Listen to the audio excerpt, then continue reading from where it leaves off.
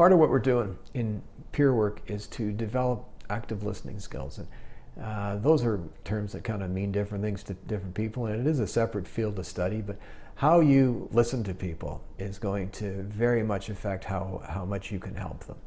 And one of the things we try to do is encourage people to use language that describes their experience. So for example, somebody may say to you, "Oh, I'm feeling sad." And you have to ask some more questions. Go, "Oh, you mean this, you're saying, I'm listening to hear, I'm not hearing sad. I thought you were saying you were disappointed." They go, "Yeah, I'm disappointed." "Okay, and you're disappointed because were you saying you were feeling unfulfilled on your job? Is that what it is?" "Yeah." "Oh, so you're feeling disappointed and unfulfilled and that's making you feel sad?" "Yeah." So we're going to have to do some of the work for folks, but that's part of what we do in active listening. And we try to ask the client to find the word to describe their feelings. It can be a struggle, but because once they describe it, they kind of tend to own it. And what we know is most of the time, our thinking drives our feelings. And if you look at how to help people, a lot of times the best way to influence their feelings is to have them take a look at what they're thinking. So we encourage you to use as much non-judgy language and non-stigmatized language as you can, and drive your communication with SCARF theory. SCARF theory comes to us from a psychologist named David Rock in Australia. I'm a big fan of his work, and we use his content with permission as well. And armed with the SCARF theory, we can more effectively communicate with people. And the most important piece is to listen to understand. You don't talk to somebody and wait for your chance to talk. It's way more important as a peer that you understand them than they understand you, because they actually need to do most of the work at the end of it anyway. So we really need to ensure that we are trying to understand them. And some of the things that you can do to help make that more effective is mirror their body language. So if somebody's sitting across from you with their legs crossed, sit with your legs crossed. If they put an elbow down and lean in, put your elbow down and lean in.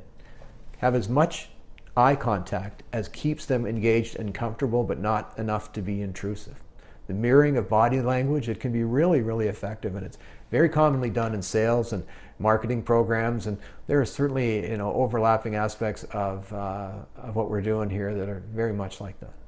And we try to be more open-ended in our questions. So rather than say to somebody, well, "What makes you think that?" or "Why'd you do that?" You can frame it in a way that is more open to them to reflect and go, "Can you help me understand how you got there? I was following you for a minute, now I don't get it." Or kind of paraphrase their feelings. "So help me understand how you were feeling about that." So it opens it up a little bit.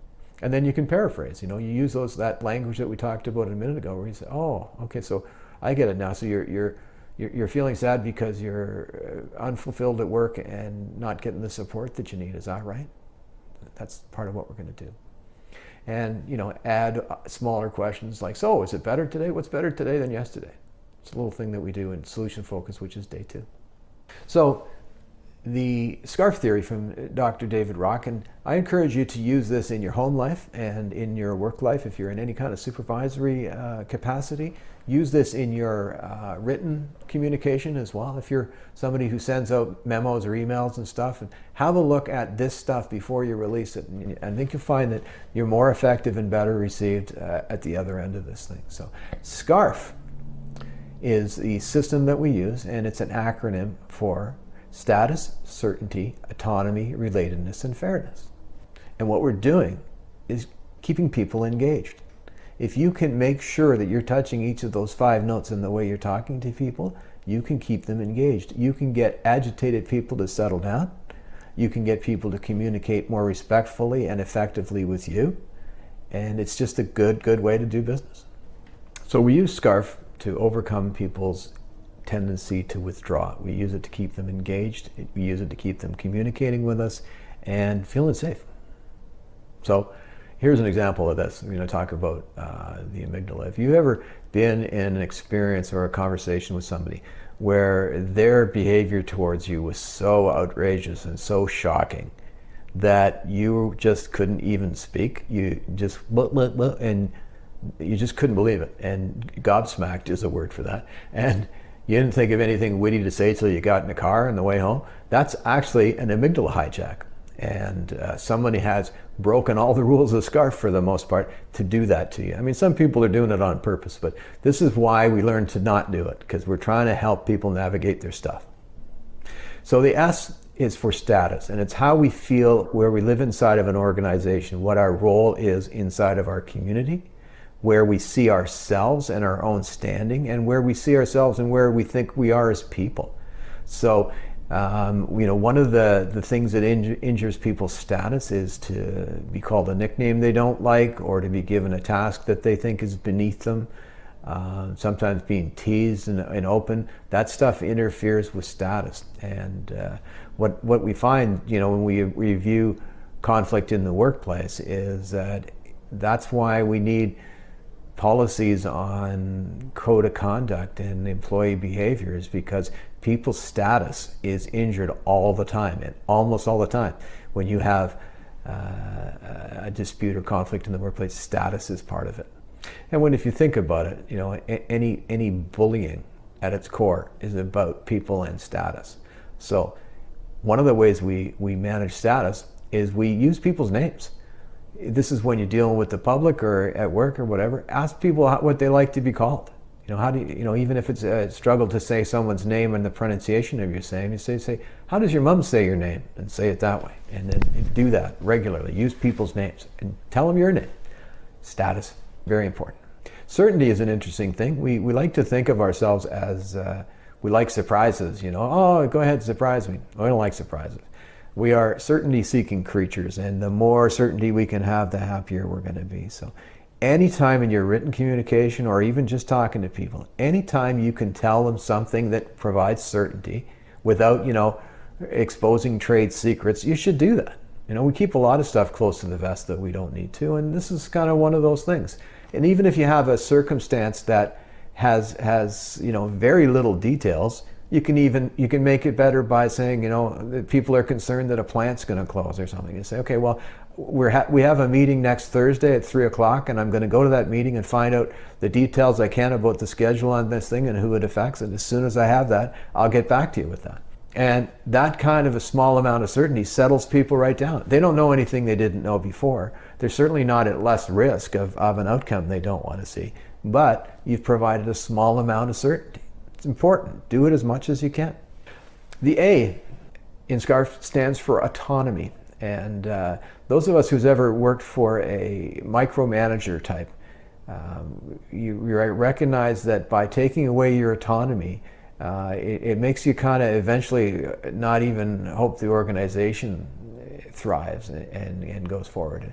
And in highly regulated workplaces, where the employer provides the uniform and people are expected to conduct certain types of business in certain ways, we can still find lots of ways to be autonomous and allow people to make some decisions. That glass of water that I mentioned to you before when we were doing the Vegas Nerve thing, offer somebody a drink. Would you like a drink? Water? Can I get you water? You want a coffee? Would you like to sit down? What, you want to sit down or you want to stand? Do you want to walk? Or you want to go outside? Like these little nothing kind of questions. If you ask 3 or 4 of those little questions, people will settle right down and realize that you're trying to help them. And with the certainty one, you'd indicated in that story that you were trying to help them. You weren't actually helping them, you were just trying to. It's the same sort of thing with the autonomy piece, is that we want to give people as many choices as we can, as often as we can. When you're doing it in the written format, you manage to provide some kind of choice. You can park in the east lot or the south lot. We encourage you to carpool, but if you need to park, we save some spots for you on the west lot. Those are autonomy pieces. Here's something that, as I mentioned before, we see a lot of overlap with sales stuff, and this is an alternative of choice sale piece from the great Zig Ziglar.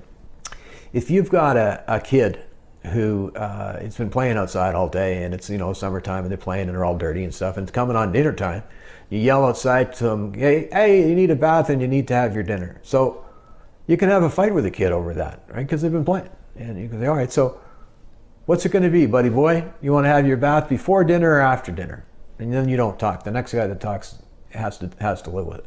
The kid goes, I'm having my bath before dinner. I said, all right, buddy, I'll go upstairs and run it for you. So kid goes upstairs, has a bath, comes downstairs, has dinner, and like 7:30 at night, you got a clean fed kid with no fight because he decided. You know, when I was a captain on the trucks and it was going to be one of those 33 Celsius days later on, which is like hot, I would tell my guys if we were going to do in-company inspections or commercial property inspections, they could say, okay, boys, it's looking into the 30s this afternoon. You want to get our inspections done before lunch or what? And they'd all run out to the truck to try to get that done because that was their choice, and then they owned it. They didn't whine and mope all afternoon about doing stuff they didn't feel like doing. Very common, very effective parenting technique, but it's something that you can do as a coworker, and it's something that we do as a peer. Provide some autonomy. When I mentioned about the person before who was the micromanager, if you occasionally see something that makes no sense happen in a what you think of as a large and well-run organization, that you see something that's occurred and you go, what was that? A lot of times we have a thing called malicious obedience that will kick in, where if you have somebody who takes that, don't do anything till I get there, or, you know, don't do anything till I tell you, and don't, you know, I'll tell you how to do the job, I'm in charge, you work for me, those kind of guys. You'll see sometimes where those guys, maybe people tried to help them for a while and their counsel wasn't taken, or those guys continue to steamroll, and what people will do is they'll wait for people like that to make a bad decision and issue a foolish order. And the malicious obedience part is to follow through on that stupid order without asking any questions and hang the person on their own decisions. So at the end of it, when it all blows up, the excuse is, well, that's what he told me to do. Provide autonomy wherever you can, in your home life, in your work life, and it's all part of the relationship building thing. It also builds in some trust. And the R is for relatedness. And this is where our sense of community comes from. We are all drawn to the kind of work that we're drawn to for some reason or another. And we want to feel like we're part of something that matters. This is true even if you're volunteering somewhere, because there's lots of places you can volunteer. We want to volunteer and have relevance and meaning from what we're doing. And we want that to be part of a thing. And the thing needs to matter. So, back to the fire service as an analogy, we have probationary people who for the first 6 months or a year or so aren't full members of the organization. The bargaining unit doesn't protect them. They're not entitled to the benefits and all that kind of stuff. And the big reason for that is we haven't decided if they work here yet. We're taking a look at this. I'd take a long, hard look at new hires. That lack of relatedness makes them feel unsafe and insecure, but that's not always a bad thing, because that safety of the tribe, that's earned. We earn that. So the way we deal with the relatedness thing in our written or verbal communication is we ensure that everybody knows they're part of a bigger thing. So, you send out the memo and you go, we all need to work together on this because the outcome is shared because our values are the same. That's a relatedness piece. The last piece is fairness. We have a need to be treated fairly, and we also need to be in environments where other people are treated fairly. And that makes you wonder, if they're going to be unfair to Bob today, when will they be unfair to me? Is that tomorrow, or is it the day after tomorrow? So fairness. Now, I'll make a little segue here. When we talk about treating people equitably, that doesn't mean treating people the same. Okay, if somebody comes to you with an accommodation because of their issue and you sort it out for them, the next person that comes to you with an issue doesn't get the same accommodation because their issue is different. Okay, if you gave them the exact same accommodation, that would be fair. But what we're talking about is equity. So in this case, when we're talking about fairness, it's the perception from the other side that when you're communicating to them, you treat everybody the same. When you're dealing with your peer folk, your peers need to feel that they're the most important person you're dealing with today, just like the person you dealt with yesterday thought the very same thing. Okay, that's what we're trying to do with fairness. The thing that's also interesting in fairness, in terms of the social fabric and the dynamic we deal with in our communities, is the absence of fairness is the foundation of all rebellions and all revolts. It's fairness. And people feeling that they're being treated unfairly or are undervalued that causes that stuff to bubble up. So coming up on the end of day one, and I want to give you another thing that you can take with you and train others on. We're going to do something called box breathing. Box breathing is a foundational yoga piece, and it's something that, funny, I find if I tell guys it's tactical breathing, they're all over it. But box breathing is just a squared way of moving through a breathing exercise. And if you've ever done any serious or competitive shooting, or you're hunters or whatever, you'll understand the importance of controlling your breath for accuracy. And this is, I'll tie this back to the vagus nerve thing. Whenever you've done these kind of training exercises, the thinking being that you're controlling your breathing and that's what's settling you down. And it's true, but the breathing you're controlling is going through the back of your throat, which is where the vagus nerve lives, and that's all we're doing is another form of vagus nerve reset. So I'm going to teach you box breathing, and box breathing is, again, that's something you can teach people that are struggling and people that are fearful. I'm going to do a box breathe with you, and then we'll add a little variation on it. So the way we do this is we inhale fully for a count of 4, and then we hold that full breath for a count of 4, and then we exhale fully for a count of 4, and then we have empty lungs for a count of 4. Okay, so let's try it together. Inhale fully, hold it, exhale fully, hold it, inhale fully, hold it, exhale fully, hold it. So that's a box breathe. You might find that you're a little dizzy after doing that because most of it's just breathe with the top parts of our lungs all day and don't really get deep, rich, full breaths. But I want you to do that. And then when you're exhaling, I want you to say the word home. The word home allows a vibration to occur in the back of your throat that will also give you a vagus nerve reset. So let's try it again. All the way in, hold, hold, empty lungs. All the way in, hold, hold, empty lungs. One more time. All the way in, hold, hold, empty lungs. Really good practice for you to try at traffic lights and when you have a few seconds of free time. Do it before you're going into a meeting. Do it before you step off a truck. Do it before you engage in something that's going to be challenging. It resets your focus and gets your vagus nerve aligned. Something else that it's also part of the wellness piece for the stuff we're doing the next day is try to get outside every day and encourage people to come outside with you. We are intended to move around. Our bodies want to move. We need to be outside as much as we can, particularly if we're around cold air for our head, for that vagus nerve piece again. But it's very good for our senses to be on and to be bringing in the data and do that threat assessment in a safe place. So go outside, get the wind on your face, try to do it every day. And if you can, have a walk near water. If you have a waterfall near you or a moving brook or a big like body of water like I have about 100 yards from my house, that is really soothing and calming, and we call it the blue mind. And it provides a mildly meditative state that just makes you feel good. And just being around water, probably because we're mostly made of it, is really settling for our souls, and it makes us feel good. When you're working with people and if you can do a walk therapy piece with someone, by all means try to get them near water. Okay, so I'm going to give you 2 little assignments, and we will reconvene when you come back for the interactive learning process so we can get you a certificate and get you some skills you can use. The first assignment is I want you to write me a memo, and this can either be a workplace memo or something you can do for home, so like a fridge note memo or a workplace memo. And I want it to be about something really simple that is occurring in the workplace that you're aware of.